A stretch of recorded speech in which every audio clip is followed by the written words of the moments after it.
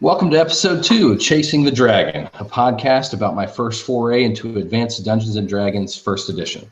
My name is Jason Wood. You may know me as the Mad Cleric, a past writer for madadventurers.com, and currently for my own site, madcleric.com. My guest tonight is Daniel Fisher, whose voice you may recognize from the podcast Game Store Profits. He's very active with Inroads Ministries and has his own line of specialty dice available at knucklebonesdice.com. Hey guys, how's it going? Hang on a second, my Audacity's freaking out. Oh my goodness. Now I really don't have a specialty set of dice yet. So if you want to redo that, because I have, I pretty much sell generic whiz dice and game science dice. And here we'll back up there. I had a YouTube freak out there. That's fine. So I'll pick up where I was. Let's go back to my intro on you. That's a good place to pick up. I just sell cheap dice. All right, here we go. All right, my guest tonight is Daniel. I'll start over. The good news is this is only on YouTube for the 17 people that watched it last week. Oh, I know. My guest tonight is Daniel Fisher, whose voice you may recognize from the podcast Game Store Profits. He's very active with Inroads Ministries and has his own line of specialty dice available at knucklebonesdice.com. That's knucklebones with a Z. I've invited Daniel tonight to join me for a conversation about the history of Dungeons & Dragons. Thanks for joining me tonight, Daniel. Hey, guys. How's it going? Now, before we dig into guys to the people on the internet. Yeah. It's inclusive here on Chasing the Dragon. Now, before we start talking about D&D, I want to talk about dice. I spent some time tooling around on knucklebonesdice.com, and you seem to be a bit of a dice nut. So when did that start? What was your first tabletop RPG? When did the dice become a thing? What's the story there, man? Well, I've always loved geometric shapes. Just something about me. Just love blocks, loved Legos, and when we had board games as a kid, I loved dice. So I was about 14, and I showed up at one of our local comic shops, and these guys are like, "Hey, man, you want to try this out?" I'm like, "What is it?" "Well, it's Dungeons & Dragons." I'm like, "Sure, what I need? You need to go over and buy a set of dice right now." So I walk over there and bought a blue set of Chessex dice, which I still have over here. Still use them. I'll let my wife use them because, it's got some nostalgia to them. But that was over 20 years ago. That's like 23 years ago. And second edition was my first. You still use those dice? My wife does usually when we play. We play Savage Worlds a lot lately. It's an easier system for my daughter to play. Mm-hmm. And it's really more versatile. I can get into that later, but I still use my old dice. I have tons of old dice. I do collect dice. I'm sort of a freak about precision dice. If you hadn't noticed, I did a video. I saw your precision dice. Did you have those made? No. Those are the metal ones are a whiz dice that I sell. They are produced out of. There's a company up in Indianapolis that sells them, and I just drop shit for them. Now, I am working a little bit as an affiliate with Game Science. I'm friends with Lou Zocchi, the owner of Game Science. He is actually the first American dice manufacturer for polyhedral dice. Wow. And it goes back. He if you sit down and talk to him, he's like, "Yeah, I remember stuffing the dice in the D&D boxes for Gary and all this other stuff." And he's a pretty crazy hoot to listen to. So he's the guy that was making them for TSR when Gary Gygax first put out those dice. Then no, they were ordering them for TSR, and then he complained about the fact that the dice were so cheap. If you ever looked at a Holmes edition die, they are. Then if you look at one now, they have rounded edges, almost to the point where they look like a ball. I have one back there on the shelf, but I should have got it beforehand so I could just hold it up like that. But they're rounded, and they usually came like the edge dice that you get at Game Science, like these guys right here. How the precision on those dice. They're sharp points, but they were made out of such a cheap plastic, and they were costing an arm and a leg for Game Science, or not Game Science, but for TSR. And Lou would call down to the provider of those and be like, "Hey, is there any way you could just sit, because they would pre-bag them, and Lou's like, can you send them to me non-bagged so I'll bag them myself so we could save some money. And the guy's like, no. And, quit trying to undercut me. And then that's how Game Science was formed. He finally decided to talk to one of his friends that worked in plastics and did machining on the side. And they machined the first set of precision grade molds and started using high impact plastics. Awesome, their dice will last forever, pretty much, because of the plastics that they use for them.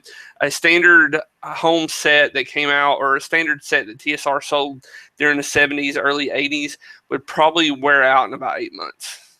Well, I was telling you earlier, our listeners didn't hear this, but a good friend of mine, Jason Rush, actually, he listened to last week's podcast and went up to his attic and pulled all this stuff out. He's lent me T1, the Village of Hamlet here. It's in great condition. I mean, unbelievable condition. But he had his dice from the blue box, and I was surprised. But you're right; they were worn the heck out. Yeah, those are my white whale. I have 2 out of the 5 dice in that box set. Really? And yeah, so I've got the last 3 lined up to be sent to me. I have a buddy, his name's Kevin Cook. I will give him a shout out, dicecollector.com. He has the world's largest dice collection. Wow. And it's officially over 60,000 unique dice. There's no duplicates. Well, I will say this. If our listeners have lasted this far, they're the right people to be listening to this podcast. We could talk about dice all night, but we're going to move on to our official topic. Fine. So as I've been telling people about this project I'm working on, as I'm describing Chasing the Dragon to folks, I'm noticing that people are getting confused. And here's what's confusing to them. I'll tell them that I'm learning first edition Advanced Dungeons and Dragons, and they'll say, oh, the original Dungeons and Dragons. And my response to them is, not exactly, but kind of. And then there's this really convoluted conversation that follows. So I understand, and our listeners probably understand, that the predecessor to Dungeons and Dragons was the 1971 fantasy supplement to Chainmail. So Chainmail was this tabletop war game, and there was a fantasy supplement that was put with it as a game by Gary Gygax. So yes. Tell us, as kind of a D&D historian, what are the big differences between Chainmail with its fantasy supplement and the original Dungeons and Dragons box that followed? So AD&D didn't come until after. Right.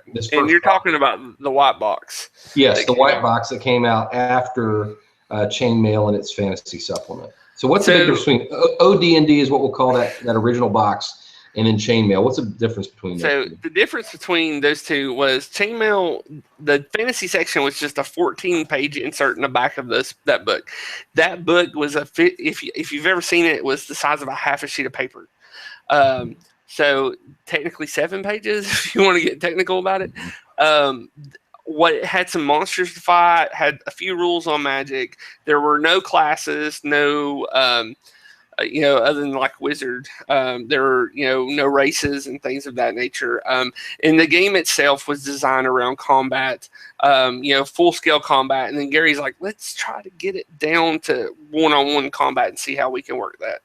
And then when you came out with the white box, the white box had more rules. It had classes. It had races. And then it had, I believe a supplement. Because I know Blackmore was being worked on by Arneson, and then you had Greyhawk being worked on by Gary, which actually came out a little bit later. So there's a little bit of world information there, but it let a lot for the people to develop their own worlds. But it was just really more rules and more information that people could use for rules. So if we were going to imagine it, so Chainmail is basically this large-scale war game, and with the fantasy supplement, he was looking to take the camera and zoom in on a battle between 2 heroes. Yes. But so with OD&D, was it a full-blown RPG, or was it just an expansion of that? Because I understand a lot of it was dependent upon Chainmail rules. So the mechanics came. Yeah, the mechanics came from Chainmail rules. What happened was Gary was kind of out of work, and when Chainmail came into his lap, he'd been doing a lot of side work for Getting Games and a few other game places, just going through, proofreading a lot of stuff, making corrections. So he had lost his job or something? Yeah, he had been working, I think it was as an insurance adjuster in Chicago. And when he, in his heyday, would use his typewriter, like, you know how today we have computers. Well, typewriters were really expensive back then. And so, like, he would use his work typewriter and all that stuff, but he lost his job from there, and he had been making ends meet, and he bought himself like his own typewriter at home. But he had been working as a shoe cobbler. He was actually fixing shoes and things like that, and then he was also doing a few other things with, you know, proofreading some stuff. And he came out with a supplement. I can't remember the name off the top of my head. It was in one of the magazines about fantasy. War games, fantasy stuff, and that's what got the attention of Gideon Games. And they were like, "Hey, can you do something with Chainmail? Just throw this in the, you know, here. We're gonna let you." Was that the fantasy supplement for diplomacy or something like that? I can't remember. I'm sorry. I should have actually got that. No, I knew he'd done that. There was something else too that I can't remember what it was though. And so he did the chainmail, and then what happened at one of the Gen Cons, which were actually held in Lake Geneva. That's where it got the name, was Geneva Conference.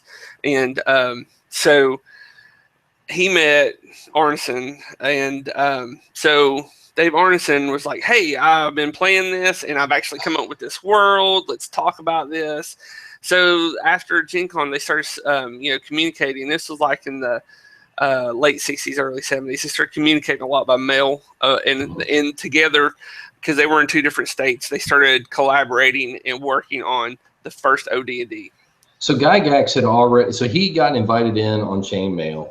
Chainmail gets completed, and then he meets Dave Arneson at Gen Con, and they begin talking about a role-playing game, basically. Yeah. Okay, so it really was its own thing. It wasn't something born out of Chainmail, but there were some things they were willing to borrow from it. Yeah, the mechanics and things like that, as far as the combat that they created for hand to hand. Okay. So, and that's how they created that. So. Now, without getting into a complicated conversation about, we've already answered this question. Let's go ahead and answer the complicated question. So, how involved was Dave Arneson with the composition of OD&D? I mean, it seems like there's some disagreement on that. That led up to the lawsuit later on, didn't it? Yeah. So the OD&D white box, he was involved a lot with it.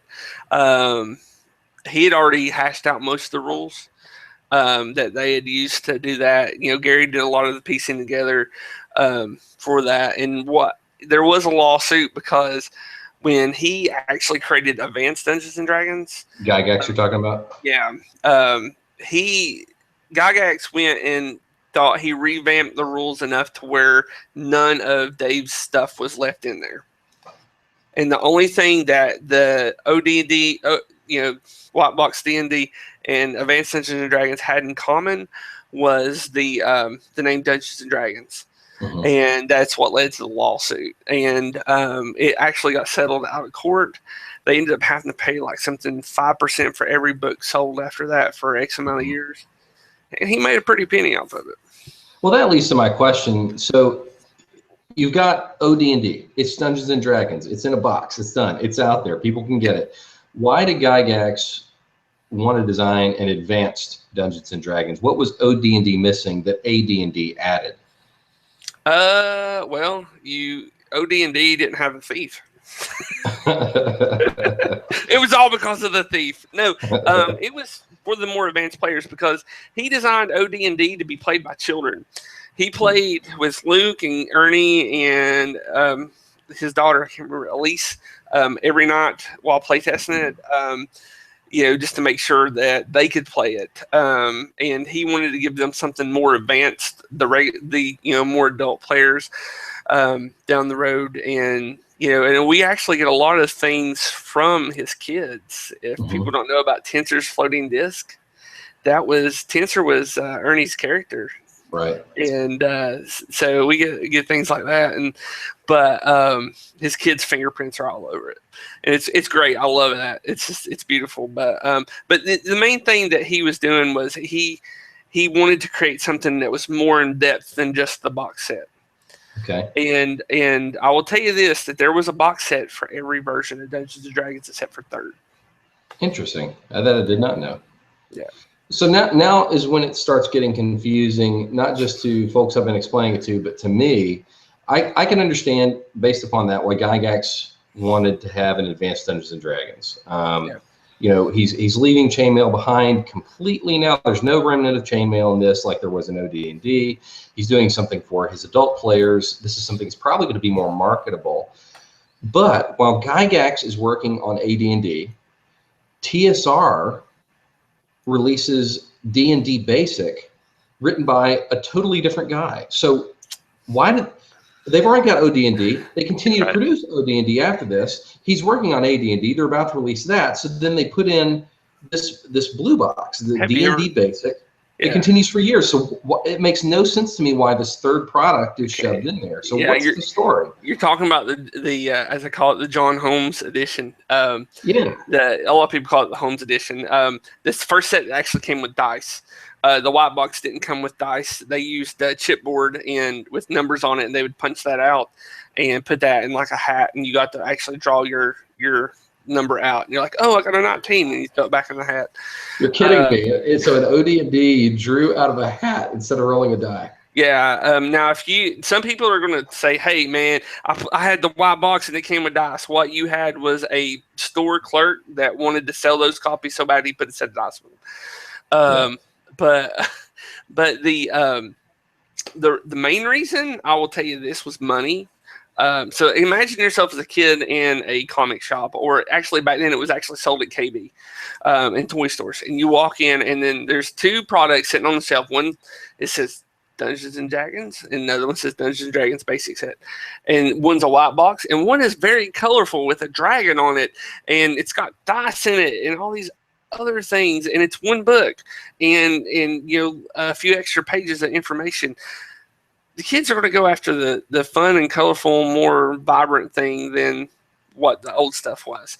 It was really a consolidation of all the rules from OD&D box set, and you know, a few rewrites, but it was really a marketing thing. Mm-hmm. So it only went up to the third level as well in that game box set. Yeah, so it didn't really go past. Could only go so far. Yeah, and that's why in '81 they released D&D Expert, right? Was that to continue on from level 3 characters in D&D Basic? Yeah, with the D&D Expert, you had a module that came with it for a setting. It took you up to a human. It would take you up to 10th level. I think it was a dwarf. It would take you up to 12th level, depending on your character type. Now, if you ever looked at some of the videos where they're talking, like Tim Kask, they didn't expect people to take their characters past 10th level. They said that once their characters got to 10th level, they said that guy retired to a castle somewhere, and you rolled up a new character. Right. And that's how they played. And so when they used to get emails like, or not emails, say emails, but mail from people going, yeah, me and my party went to Valhalla and killed Thor and Odin, and we don't know what to do yet. We're at 20th level. And they're like, why are you at 20th level? Start a new character, start a new campaign. But no, seriously, what they did was they took a lot of some of the rule changes that came out for the basic set, you know, like a few things that they'd come up with. We call it a errata now. Throw it in there, and then they threw in a lot more information to help build the world as the person needed it, and called it the expert set. It was for that more intermediate person that didn't actually want to go full-fledged in the Advanced Dungeons and Dragons. Well, let's talk about Arneson and Gygax separately for a second. So what did Arneson think about the development of D&D Basic and D&D Expert? If he was concerned about AD&D when it came out later, shortly thereafter, but if these are his rules being repackaged and reformatted. Yeah, he was still getting money for that. Now, the way TSR worked, say I was a person that's like, I love D&D, but I created my own information. I created my own world. I'd go to TSR and say, listen, I got this. I want you to sell it. And they'll be like, okay. So they would take and license it from me, and they would, you know, pay to produce it. They would pay to advertise it, and I would get a cut. And isn't that basically what John Holmes did? Didn't he kind of repackage it himself and offer it to TSR? Yeah. And the cool part about that was almost everybody that worked at TSR had their own supplement. That's how they were getting paid, was through their supplement selling, you know, and they were getting, you like, what was her name? The girl that did a lot of she did Ravenloft. She worked on Ravenloft for a lot, and she worked there, part of the design company and the art company, part of that, and she worked in that area, and almost everybody had something. Gary got paid off of Greyhawk. Right. That's how he got paid, was Greyhawk. He did own stock in the company, but he also made money off Greyhawk. So what did Gygax think about D&D Basic? And as I'm reading the books, I'm just imagining that Gary really didn't give a crap what was going on. Otherwise, he was just fine doing his own thing. Did he care about what all TSR was doing on the side? Well, at the time you had Gary, you had the Blooms, and then you had one other guy held like a small percentage of the company. The Blooms were really doing their best to make as much money as they could and wring it out of TSR. They were the majority holders of TSR, right? What was that? Were they a majority stockholders of TSR? No, they weren't until I can't remember the guy's name. I'm sorry. He passed away, and his wife held the stock, and she ended up selling it to the Blooms. And then what happened, that's what started leading to a little bit of the downfall of TSR, was they had a hold of it and they wanted to get rid of it because it was making so much money, and they're like, well, it's only going to last so long. You had satanic panic going on, and Gary was down in California at Hollywood he's getting the cartoon kicked off and working on a movie deal. And they wanted Gary gone. They couldn't stand Gary because he just cared about the product. He cared about the creative side of things. So, and they're like, well, we're just going to sell it out. And Gary was afraid that was going to happen. So when the artist that worked on the Dungeons and Dragons cartoon, his sister, Lorraine Williams, she ended up being the investor that bought the Blooms out. Okay. So she held a little bit more leeway on as far as the stock went. So did he care then that they were doing all this other stuff with D&D Basic? It drove him nuts, man, because he just wanted his company to succeed and make money and people to enjoy his games. Because see, there's different types of people in the world, and Gary was the type that cared about what he did, not about the money as much. He was raking in millions of dollars, and he really didn't even care. He liked the money, but it gave him the creative ability to do what he needed to do. And it was kind of like they're stomping on his life work, because he and Artisan started TSR, didn't they? Yeah, him and a few others. They started it, and he just, he wanted to buy it up himself, and he couldn't. He just didn't have the funds to do it and keep it going. Well, let's get back to AD&D. There's a lot of politics there. I know that Sam Witwer's brother, I can't remember his first name, just relatively recently released a biography of Gygax. Yeah. That's the first one that's been written. Is it Michael Witwer? Yeah. And I'm kind of interested in reading that, but it's a good book. I've read it. It's really good. So let's get back to AD&D. Are we accurate in calling it first edition? We call it first edition. Why is that common parlance? Because you have OD&D, which technically would be first, right? Game than standard Dungeons and Dragons. So it was a complete. It wasn't packaged in a box. It came in originally 3 different books. You had to have 3 different books if you were the game master, and so that it was a product on its own. I know. Yeah, I've been thinking about buying the reprints of those. So, but yeah, it was a completely different thing. It's kind of like saying, I own a Toyota, but this guy's a Prius and this one's a Camry. So they're similar in nature because they're both Toyota, but one is one product and one's another product. But couldn't you argue that second edition is a different game from first edition AD&D? It mostly is. It had there was a lot of politics in second edition Dungeons and Dragons that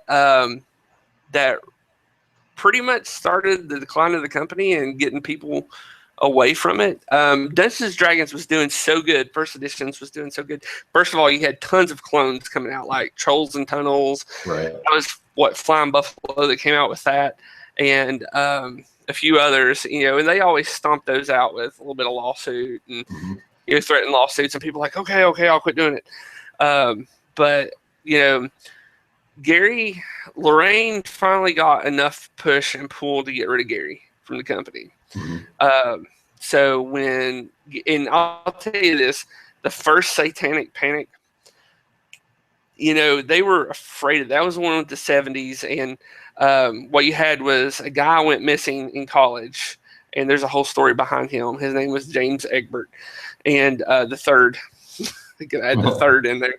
But he went missing, and so this stupid investigator named William Deere was like, man, he went to his college dorm and was like, saw all these pins in this pushboard and realized it was a map of the steam tunnels, and looked over here and saw these books for Dungeons and Dragons and was like, I think this guy was playing Dungeons and Dragons in the steam tunnels and probably died down there doing some sort of satanic ritual.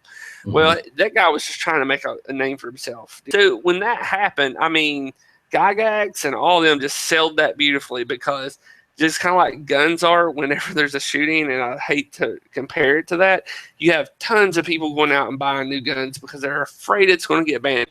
Same thing happened with Dungeons and Dragons. So people are going out there, they were just raking money in, just raking it in because of that whole situation. And then you had the second Satanic Panic pull up in the 80s, and that one, Gary wasn't around for that one too much. At the beginning of it, he was, but then when he left the company, the person that had to deal with that was Lorraine. When second edition came out, they removed, they did a rule rewrite because she was trying to get it away from Gary as much as she possibly could. And so they did that rewrite. And then what happened was they removed any deities, demons, devils, anything like that from the game itself. Hold on. Sure. My daughter, she wants to give me a hug. All right, I love you. Hold on.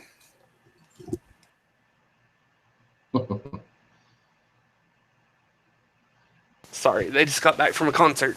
That's all right, but yeah, they removed any form, and they renamed like demons and things like that to some nonsense names, just so that they were so afraid of the whole issue, because you had this lady named Patricia Pulling, and her son committed suicide. And she blamed it on Dungeons and Dragons. She's like, well, we found out after he died he'd been playing Dungeons and Dragons. He'd been playing Dungeons and Dragons for over 2 years. So she just then found out that he was playing Dungeons and Dragons. I think he killed himself for a different reason. But she started like this whole thing called BAD. Now it's called Bikers Against Drunk Driving. Now, but then it was bothered about Dungeons and Dragons, and she kept up the whole bad thing until the day she died. So that was she couldn't stand Dungeons and Dragons. She literally believed it was the fault of it, that her son committed suicide. So second edition, in many ways, then was kind of trying to clean up some of the PR issues they were having with first edition AD&D. Oh yeah. So just to clarify, and this is your chance to correct me before I continue talking this way. You have Chainmail had a fantasy supplement. That's not Dungeons and Dragons. That's not Dungeons and Dragons. You got original Dungeons and Dragons, OD&D, the white box. Yeah. That's the first Dungeons and Dragons you got. Then you have AD&D, which is what we call first edition.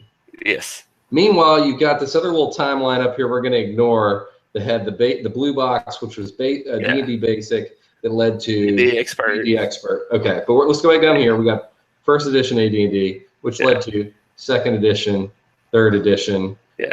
We can put another line under here for Pathfinder. Yeah, we'll get rid of fourth edition altogether. Yeah, well, that's how I cut my teeth. We'll put an asterisk for fourth edition and then fifth edition. So first edition, when we say first edition, we mean Advanced Dungeons and Dragons. It wasn't technically the first Dungeons and Dragons, but it was the first thorough rule set the Gygax designed for his game. Yeah, and when we say usually when we talk about the box sets, we just call it by the color, like red box D&D. And like in second edition, they had a box set. I can't remember. I'd never played that. Had a big dragon on the front of it going, nah. But they and then third edition was when Wizards officially took it over. They did not create in 3.5. They did not create a box set that, to my knowledge. Fourth edition, they did have a box set. I picked that up. I remember I just had my tonsils out. And we were at Target. I mean, seriously, like I just got home from the hospital that day, and I had to go to Target with the wife, and I'm like, hey, I don't feel good. Buy that for me. So that's how my daughter cut her teeth on Dungeons and Dragons, was that red box remake in fourth edition rules. And then with fifth edition, they came out with a box set as well, starter kit, so as they call it. That's the ones. It's enough of the rules to get people's whistles wet and give them a taste of what's going on, and they sink their teeth in and decide to drop $150 in books. So here's the big question I have for you, Daniel. This is not the big question. This is the personal question. So why haven't you played AD&D yet, man? Okay, so again, started out with second edition, played third edition. I loved third edition, and I learned 3.5. Then from there, we went to fourth edition, and I hated it. And I was like, the only reason I'm playing fourth edition right now is for my daughter, because I had a buddy that loved fourth edition. He is a marvelous DM. He went and wrote an entire supplement using fourth edition rules that put my daughter in Hogwarts. That's cool. All 7 years of Hogwarts. He came out with a way to do the battles. He came out with a way to figure out who the head boy and girl are and things like that. It was awesome. And it took place in like the 1930s. Like our third year, Voldemort was the first year. That's awesome. So, or 1940s, I can't remember exactly. But anyway, and then from there, I was like, I don't like this. I'm going to try something else, which was Hackmaster. Mm-hmm. Hackmaster, if you don't know, is kind of like to first edition of what Pathfinder is to third edition. Okay. So it is a variant of first edition. And every time I go to my friends, it's like, hey, man, I'm feeling nostalgic. Let's pull out some first edition and play first edition. And they're like, why would we play something like that?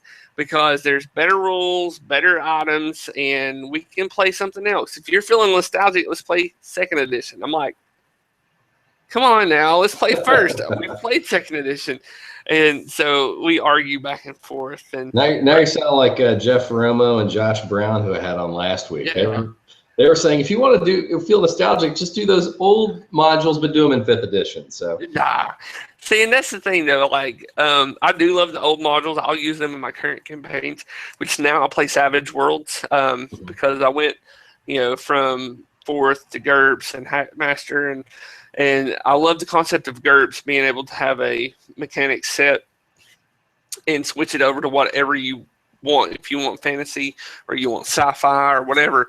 And I just didn't like being bogged down with the price of the books for GURPS. Yeah. So they're like, I'm not going to get into that. But when I switched over to Savage Worlds, because I'd played Deadlands at one time, I already knew the rule set. And then you just buy one book, and it's literally the player's handbook and the DMG, and it's $20. And from there, you just buy supplement books at $10 to $20 a pop. Like you buy the fantasy, you have everything to run, whatever you want to run in Dungeons and Dragons. You get sci-fi, you can run they just put out Rifts. They just got the licensing for Rifts, and they just got the license for Flash Gordon. And I'm not advertising for you anymore, Shane Hensley. But anyway, and I haven't got a chance to try fifth, but I would love to try first edition Dungeons & Dragons. Love to get around playing it.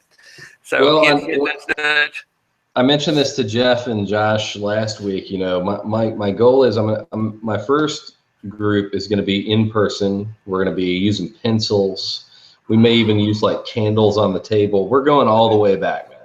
And I may tell people they can't even use computers for their character sheets. I'm not going to buy the character sheets, the retro character sheets, but I may print some.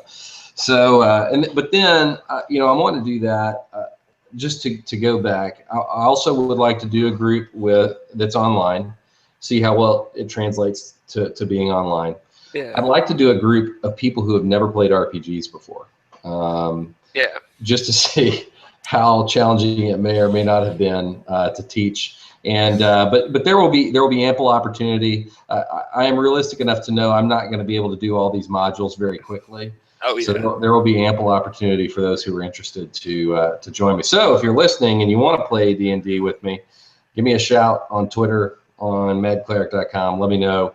We'll try to get you in there. Well, this has been enlightening. I got to go back and think more through the politics of TSR. I've read a lot online already, but there was a lot going on there. And so tell us. This will be my last question for you tonight. So tell us about kind of the kind of guy that Gary was. Was he an introverted guy? Did he really want to stay there with his typewriter working on his book? Did this just kill him that he was having to deal with this kind of nonsense? Or where was his head in all this? What I understand, I'll give you a little background history. He was a Jehovah's Witness. He was raised a Jehovah's Witness. As he pointed out, he was not a very good Jehovah's Witness. He drank a lot and partied a lot. When it came to board games, that was his passion. He was where board games were. Like, he would go, with his first wife, he'd get off work and come home on a Friday and leave and not come home till Sunday night. Wow. And he was literally playing board games. This was in like the 1950s. Right. He was just playing these games with his friends in their basement. And finally, she thought he was having an affair. She shows up at one of his friend's house, just beating on the door. Gary, where are you? They let him in, and he's just sitting there smoking and playing a board game. And he's like, I'm playing. So he started hosting his game days at his house. And so that was actually, I read that in Whitwer's book. So talking about that. But then as things went along, when Dungeons and Dragons came out, he still had his faith that at the time. And he would not share, after the first Satanic Panic, would not share his faith anymore. Because everybody knew him as the creator of Dungeons and Dragons. And when they found out that he was a Christian, they would just tear him apart. And he was just tired of it. And I know in his later years, it talked about in that book a little bit about him coming to truly know Christ. And, this is years after he'd left. This was like in the late 90s. And now a person to talk to about that, from what I understand, would be Derek White. Because they were close. They talked a lot. And I actually got that from Whitwer. I messaged him about that because I wanted to know more about that information, because being a Christian and a pastor, when I have game days and I talk to people about Dungeons and Dragons and living in the South, there's still a lot of hate for that game. And it's just a game. And I have to explain to people, I'm like, you would let your kids play Monopoly, which is a game about being super greedy and taking everybody's money and kicking them out of the property. But yet you won't let them pretend to be a knight or a cleric and slay dragons. What's up with that? And so, and it bothered me. So, and that's one of the reasons why I, reached out to them and talked to them a little bit, but, and to find out more about his faith, so I could share that with people when it came to, when somebody's like, well, how could somebody like that be a Christian? I'm like, he was, and, and that's, to me, that's actually one of those things. Cause like me and a buddy of mine was like, when we get to heaven, we're going to like have Gary Gygax as our GM. He's going to be running the campaign for us. And I'm like, I know, and we're going to get all nat 20s. So I don't know.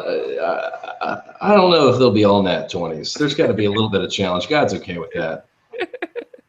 There might even be a natural one. The difference is we won't respond with the rage that we do on this. We will be flipping the table. That holy anger. Well, Daniel, man, I really appreciate you joining me tonight. This has been enlightening and a lot of fun. I hope I know our listeners will enjoy it as well. Any final thoughts you'd like to close with tonight? Just guys, remember, I know video games are fun, and I know playing online is fun.